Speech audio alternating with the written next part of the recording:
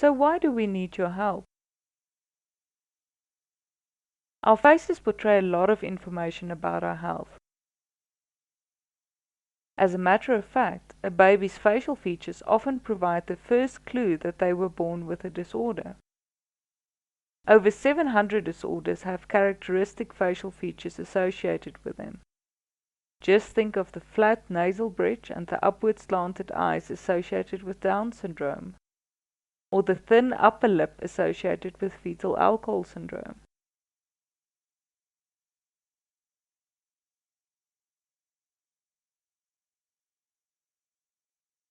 Doctors are trained to recognize these facial features to help guide the initial diagnosis of the disorder. But these facial features differ somewhat between different populations. Although a lot of research has been done in Europe and America to identify these facial features, we still know very little about the specific facial features associated with these disorders in African populations.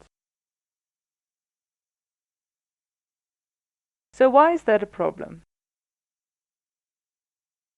Well, if doctors know which specific facial features are associated with which disorders, it makes it much easier to know which disorders to test for. This means that doctors can diagnose the children at a younger age.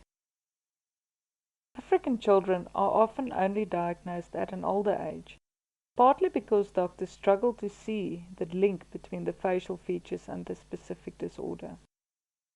It is important to diagnose children as early as possible, because early detection makes it much easier to successfully manage most disorders.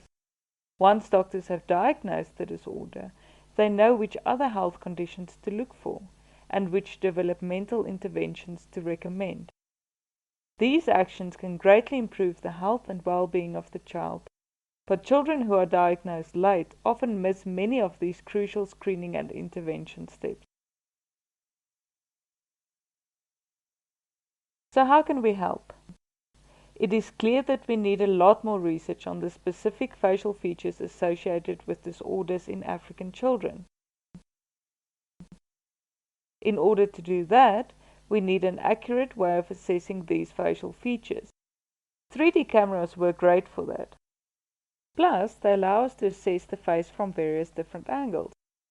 Once we know what these specific facial features are in African kids, we can develop a facial screening tool that can help to guide doctors in their initial diagnosis. Our goal is to help doctors identify these disorders much faster and more accurately, which leads to earlier diagnosis, better management of the disorder, and ultimately healthier, happier kids.